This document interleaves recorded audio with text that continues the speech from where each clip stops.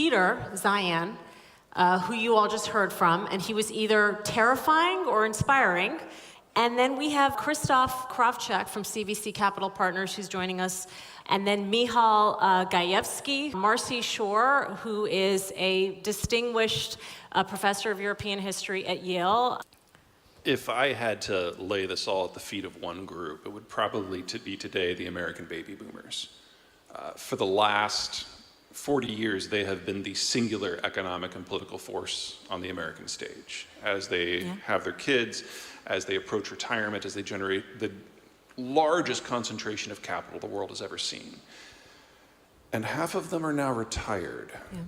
So the American engagement that we've seen, that a lot of Europeans, a lot of people in the world find, how should I put this, aggravating? It's the baby boomers, it's not me. And now that they're liquidating their capital stock and moving into retirement and going from being taxpayers and capital providers to tax takers, we're moving into a very different world, because some version of that has happened everywhere. But the capital boom we experienced as a world in the 2000s and the 2010s, that's now flipping in the other direction. And if you take what used to be the most engaged and the largest of the American generations ever, and now disengage them and turn them into narcissistic retirees, it doesn't really matter what the Americans want to do. The capital is no longer there. The workforce exposure is no longer there. And retirees are notorious for being a little prickly. And that is now how American politics will be for the next decade. What do you think the trends towards deglobalization, how does that impact here, this region? Because it felt quite optimistic from what I just listened to backstage. For the sub-region, for Poland, Central Europe, I agree. For Europe as a whole, it's a different story. Most of the Western European states are well past the point of demographic reconstitution. So the story of Western Europe for the last 50 years has been one of the Americans providing the strategic overarching structure that allows globalization to persist, to exist. And the baby boomers were not retired, and the European baby boomers were not retired. So we had this wonderful moment from roughly 1960 until roughly 2019, when everyone was building, when everyone was trading, when the security environment was there, when global energy and agriculture and manufacturing could exist in a security risk-free environment. And now that's all breaking down. And when I look at a place like, say, Germany, not only are they facing the turning of the labor force, not only are they losing access to global markets because the Americans are backing away, they're also losing access to the energy and the material imports that used to come from the Russian system. So all of the pillars of Western European success are in the process of cracking. That doesn't necessarily mean all of Europe faces that, but anything that's dependent on Germany is.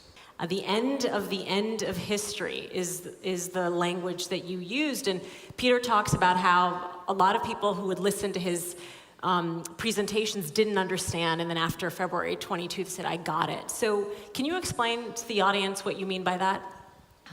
Yes, the end of history, as I think many of you may be familiar with, was a narrative originally articulated by Francis Fukuyama in 1989. And it essentially involved replacing one Hegelian narrative, the communist Hegelian narrative, that we are proceeding inexorably, inevitably towards a communist utopia, with another Hegelian narrative, which is that we are proceeding inexorably, inevitably towards liberal democracy. Ivan Krastev and Stephen Holmes wrote a beautiful book about how this broke down, because there was a sense, a feeling of optimism, after the fall of the Berlin Wall in 1989, and after the collapse of the Soviet Union, that now history was on its right track. Now we know that there's no alternative to liberal democracy. And there was a sense that liberalism, as a respect for individual rights and popular sovereignty and freedom of speech and a free press, and democracy as the right of people to choose, and free market neoliberalism as free trade, that they were all part of what I think Adam Michnik had called a utopian capitalist package. And they were all leading us in a good direction. So there might be some bumps on the road, but basically we were all going in a good direction. You said you didn't believe the war could end until Putin's regime falls, and it needs to be defeated decisively, otherwise life will provoke him and no one will be safe. That was 1 year ago. How do you feel today about that statement? I feel the same way. Yeah. I don't think it's a negotiation situation. I don't think there's anything rational on the table to be negotiated. I mean, Putin likes to kill people. You know, he is burning through his country's resources. He is bleeding through its population. He will send out his whole population as cannon fodder. To say that that's rational requires expanding the definition of rationality to the point it's to be effectively meaningless. The areas that have fallen under Russian occupation have been such reigns of terror that it's completely morally insustainable to ask anyone to remain in that situation. I mean, it's effectively equivalent to saying, could we ask some part of the European Jewish population to remain under Nazi occupation? I don't think that's sustainable. I think everybody lives under this reign of terror and threat until that regime falls. I think it's a 1945 kind of situation. So what is the rise of nearshoring? We talked about this last week. What does that mean for economic growth in Europe and in particularly in Poland? Yeah, so our firm is a global investment firm that is investing long term. So when we deploy capital, we cannot really take it overnight. So the work by Peter is we are very carefully listening to. And the one overarching conclusion from our interactions, we've met in 2020 in January before the prequel to the end of the work was played. The overarching conclusion is the constant in geographies of success is gone. There is no constant. So, similarly to Spain losing its global leadership when Industrial Revolution kicked in, we are at the point when the investors need to figure out how we look for geographies of success. And the two conclusions or two challenges that we see based on the geopolitical strategist work is, first of all, we live in the world of increasing nationalism, economic nationalism. So the protectionism of countries or regions like European Union, it's only going to escalate.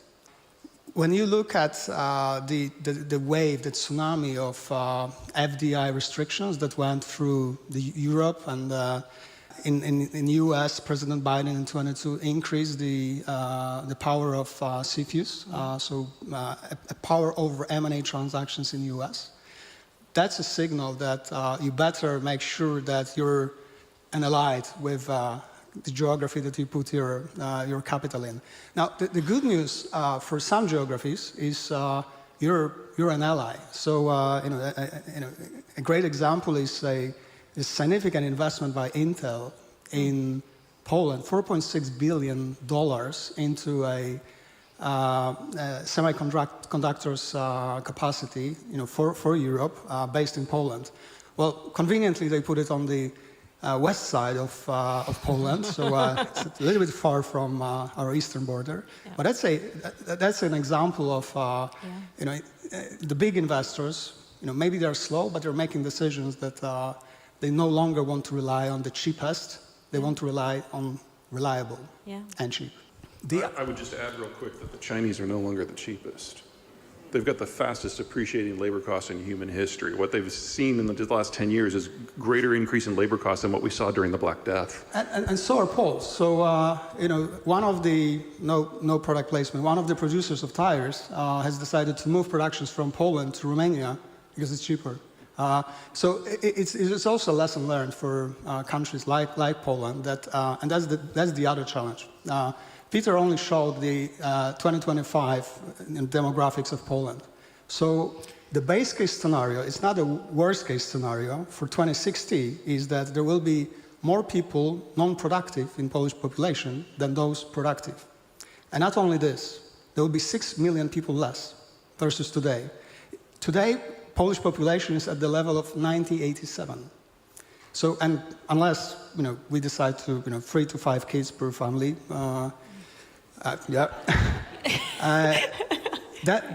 is a very strong signal that in picking the geographies, we need to pick the geographies that can transfer from bending metal and doing it cheaply to those that are based on intellectual property, to those that are more productive and sort of more capital intensive in terms of means of production. What do you think the opportunities are for Poland amidst this era of deglobalization that Peter warns us of? I am really optimistic, and this is not a common thing for the commercial bankers, but really never in our history, 1,000-year history, have we been so close to the Western in terms of the growth level and the quality of life. And you can say we already see the taillights of the German Audi, and now it's the time really to catch up with it or even overtake it. And it's not me. Professor Marcin Piątkowski, professor at the Koźmiński University, said that. And but I believe I am very close to this opinion. And deglobalization, I would say, really creates a lot of opportunity for Poland. And just to give you one example, every year, foreign investors in the global economy invest $1.3 trillion, which flow from the richest countries to the poor. And now there is a chance for Poland, because of the reasons underpinned by the facts like lessons learned from COVID, of course, the growing tension between US and China, but also climate changes, and of course, war in Ukraine, that we can achieve more those investments than in the past. And in fact, we were very smart to accumulate every year about 30 billion of those funds. But now, being a part of the EU, stable country, relatively stable country, with improving industry, I believe that we can inspire to attract more capital. And in fact, this is one of the facts that worries me a bit. This is the level of the investment growth in Poland. This rate to the GDP is 17%, and only 4% is a public investment, while the rest is private investment. So I believe we have a lot of room for improvement here. So it sounds like you are hopeful for the future. Yes, I am. And I can't believe how quickly this panel has gone by. We could speak all morning, but I do want to ask one last round, picking up on what Michal just said, what each of you are hopeful about for the future. And Marcy, I'm going to start with you. Well, I brought children into the world, so I have to be hopeful. Yeah. I have seen people in Ukraine do extraordinary things and find things in themselves that they wouldn't have known. And for me, one of the moments I keep looking back to is that moment of the Ukrainian Revolution in 2014, where there was a coming together, as there was in Solidarity in Poland, in say 1980, of people from the right and the left, and Jews and Christians and Muslims and workers and intellectuals and parents and children, and that kind of overcoming of all sorts of divisions in a moment of solidarity and crystallization of what is worth living for and what is worth dying for. Historically, those moments last for a flicker of a second. They've never been able to be maintained. But the fact that they can happen at all is proof that we human beings are capable of that, And I hold on to that hope that we have that capacity for something better. And that's why I wake up in the morning. Well, I mean, Peter keeps reminding us we have to keep making babies. So, Christoph, what about you? Ukraine needs to win this war. We need to win this war. It's existential for Europe. And the other small thing is that I'm also a father of 4, and I hope that my daughter, who is starting as a student of history and politics in October, and some of her class, they will rule the world because they are much more capable. They think in a much more clear way than the older generation. Yeah, I'll agree with that. Peter, please bring us home. The last 70 years have been about the redemption, the rise, and now the fall of Germany, which has taken us on a wild ride. It's your turn now. You won't be alone. There are other countries where the demographies will hold into the future, so learn Swedish, learn French, and the 3 of you together will decide what Germany looks like for the next 75 years. And I have a feeling you're going to have a lot of fun with that. I appreciated that you end your book with a call to action to some of our European leaders, particularly as it relates to the war in Ukraine. But are you hopeful about where that? We will get through this. This is not the first time we've tangled with a bully. And they're dying. We will live to see the other side of this. Well, that is certainly a hopeful way to end our first panel. Thank you for joining us, all of our distinguished panelists. Thank you all for listening. And we're on to the next panel. Thank you. Thank you all. No one ever brings me in because they want to feel comfortable. Everybody know this asshat, right? Okay. I would argue this is the most important person in human history, not because of where he was from or what he did, but because of who he scared. Americans. We were so terrified at the thought of facing down the Red Armies on the plains of Europe that we knew we needed allies, not to stand with us, to stand in front of us, to absorb ammo. We needed cannon fodder.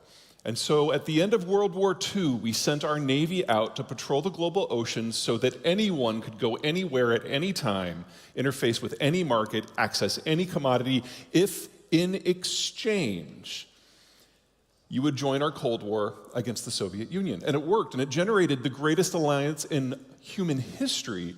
And today we call that process globalization. But then the war ended, and the Soviet Union was gone.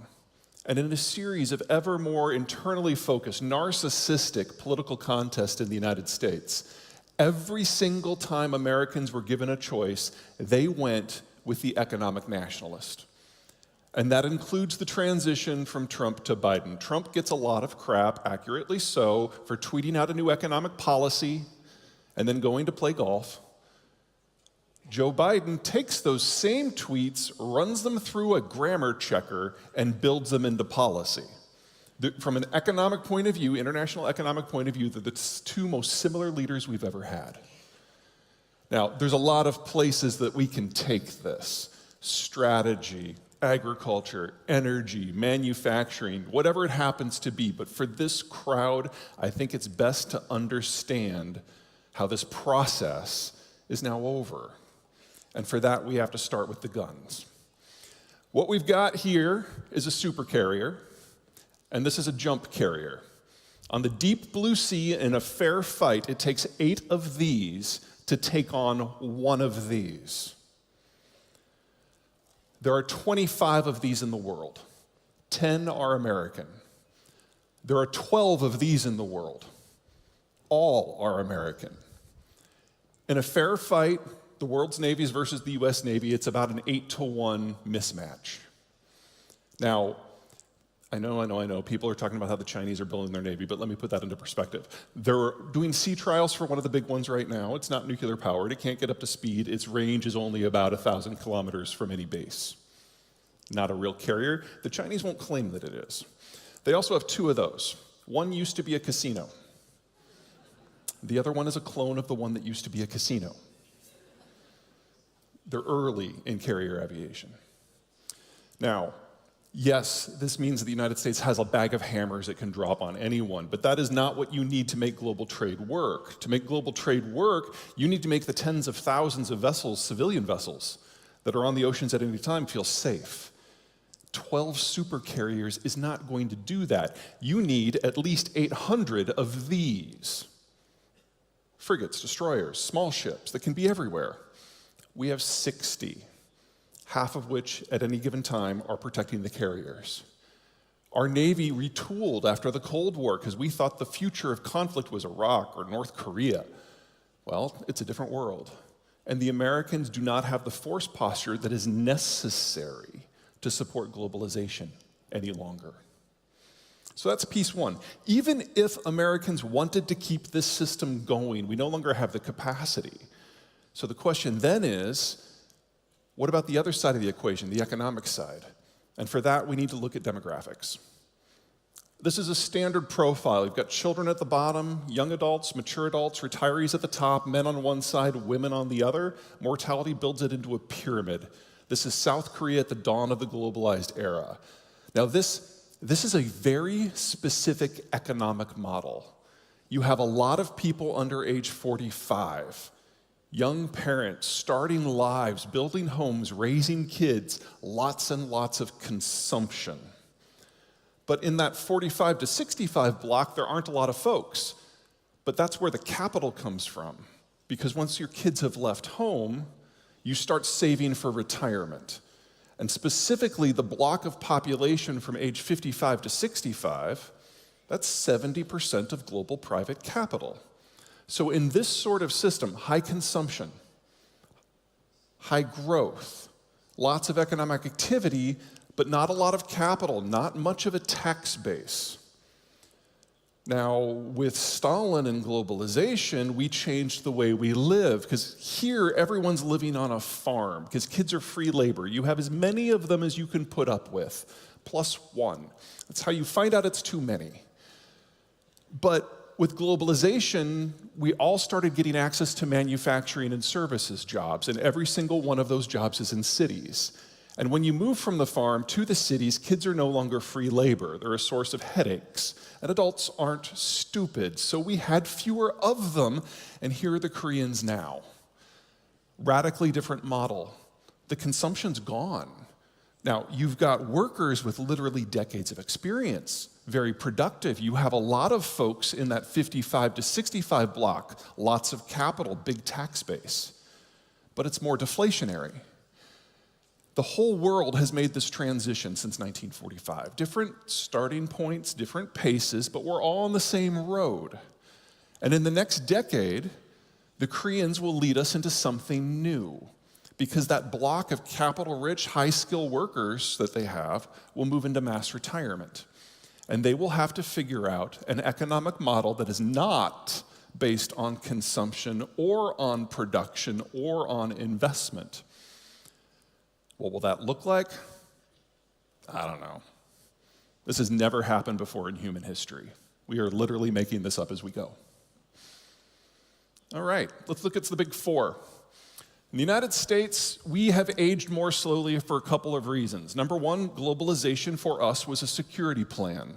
If we had invested our economy into the global commons, we would have just been another empire. So we did it more slowly. Also, the US has a lot of elbow room, so we didn't go from farm to city, we went from farm to small town to suburb to city.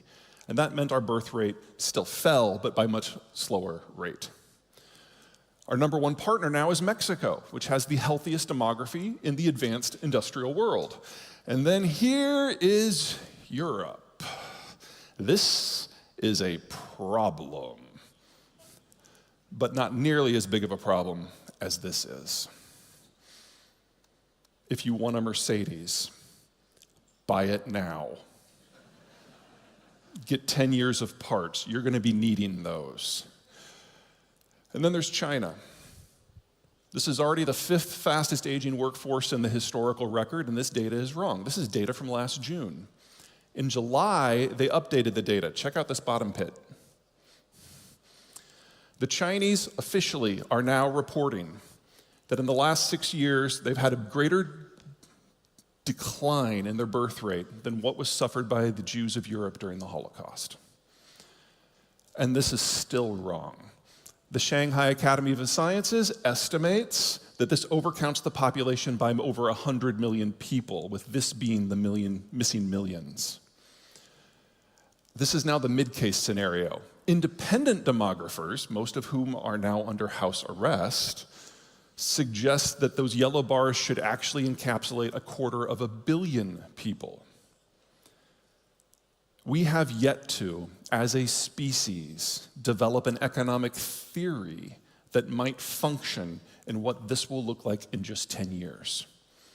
We are in the final decade of the People's Republic of China, and by the end of this century, we will be experiencing a post-Han Asia. That changes a few things, but we're here to talk about Europe. Former Soviet world, it is on its side because, you know, I'm an author, so just tilt your head a little bit. I'm not going to judge out loud.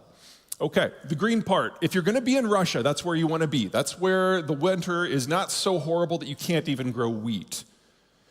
If you go to the north, to the blue, you're in tundra and Tegai, and it is empty and it is worthless. Or you can go to the yellow in the south, and which is desert, which is equally empty and worthless.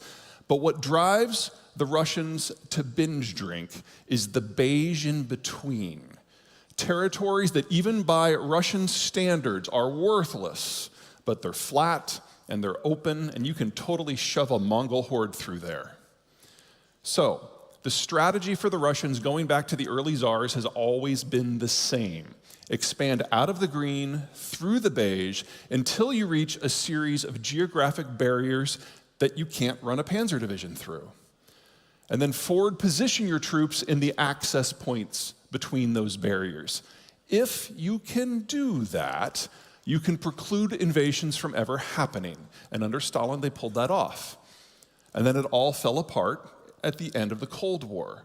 And everything that the Kremlin has done since, not Putin, the Kremlin, has been about rebuilding that outer crustal defense. The Ukraine war was always going to happen.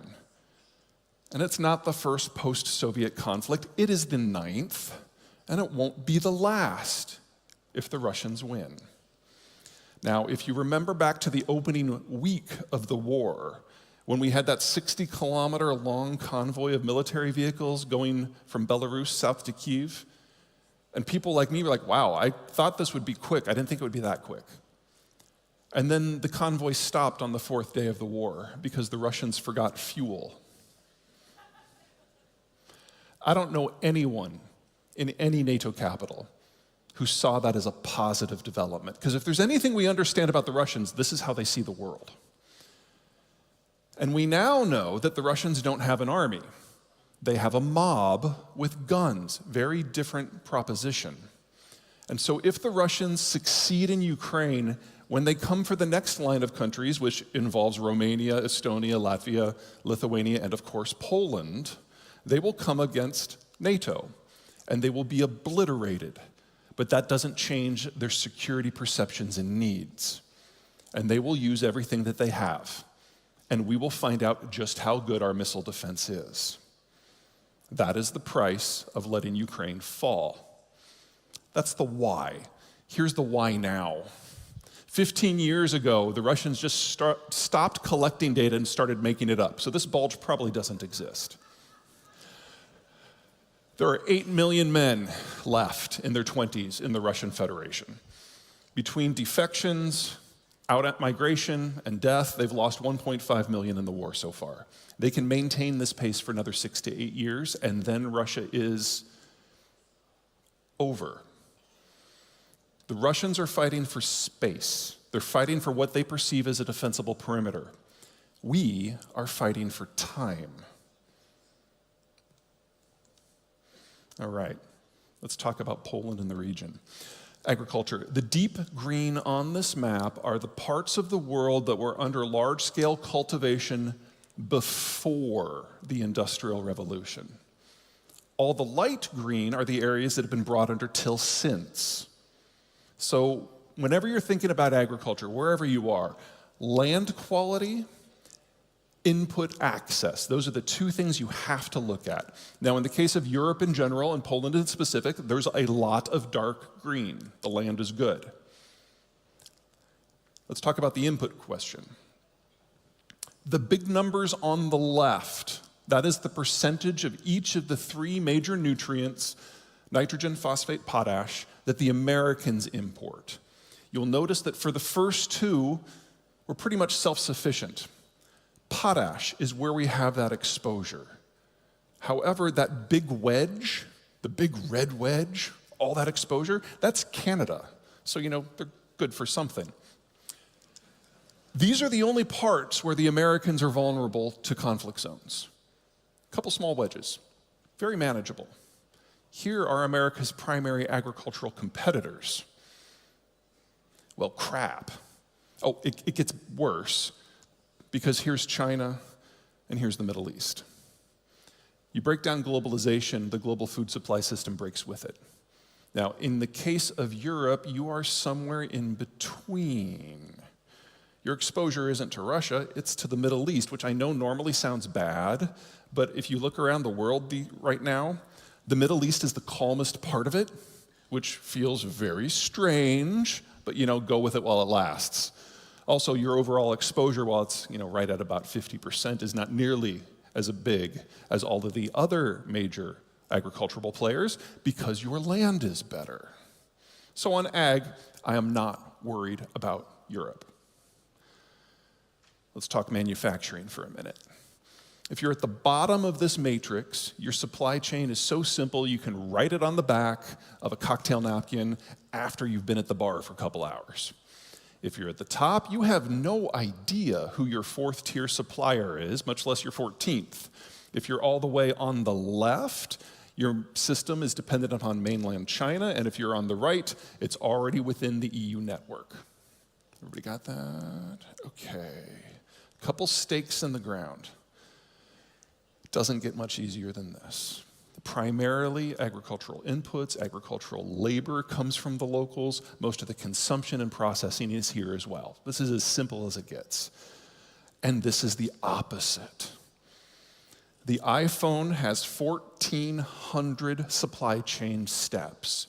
And after 4 years of dogged efforts by Apple to diversify away from mainland China, they have gone from 91% exposure to 90% exposure.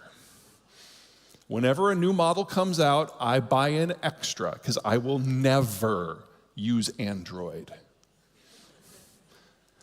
Here's everybody all at once. The future of Europe, and specifically the future of Poland, is this oval. Things that are in that mid-sophistication tier, but not necessarily energy intensive. These are the productions that we're going to lose on a global basis as we lose China. And these are the ones that Poland, from a labor point of view, from a capital point of view, from an industrial plant point of view, is very well positioned to step into. I'm not too worried about energy in Europe because you've got Norway. I'm not too worried about agriculture in Europe because you have land quality and processing. I'm not too worried about manufacturing in Europe if you can figure out the consumption side of the equation. But from a production point of view, this is a growth story. And that means we have to look at one final piece, and that's the guns. The outgoing Polish government, PIS, had a lot of not fans, and they were never really accused of looking forward all that much. But they placed a lot of orders for military hardware from South Korea. And if everything that they ordered actually gets purchased and implemented and folded into the military capabilities here, It's not that Poland will have a more powerful land force than Britain or France or Italy or Germany. It will have a more powerful land force than Britain and France and Italy and Germany. The last time we were in a situation where Poland was on an industrial, agriculture, and strategic rise, and its neighbors were doing the opposite thing, Poland conquered Moscow. Now, I'm not saying that's where this goes. Don't overplay this. But we are at the beginning of a turning of the tides, a structural shift in the economies of the region and the military aspects of the region. The question is, what will Poland do with this opportunity? It's an interesting one. It's the same structure as Germany, but the bulge is 25 years younger. So if Poland does nothing different and just kind of lays back and rides the wave, you've got a generation-long golden age in front of you. The question is whether it's one generation or more. Now, if everyone in Poland who's aged 30 to 50 has 3 to 5 kids,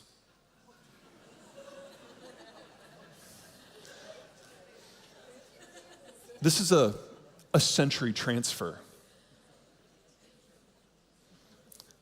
You can do this once for 30 years, or you can do this forever. That's the choice in front of you. But if you want to do it forever, you kind of need to get to it. Okay. If you're looking for more, the QR code goes to the newsletter and the video log. It is free. I will never share your data with anyone. End of the World is just the beginning. This course is the current book, and here today it is available in its original Polish. So thank you very much.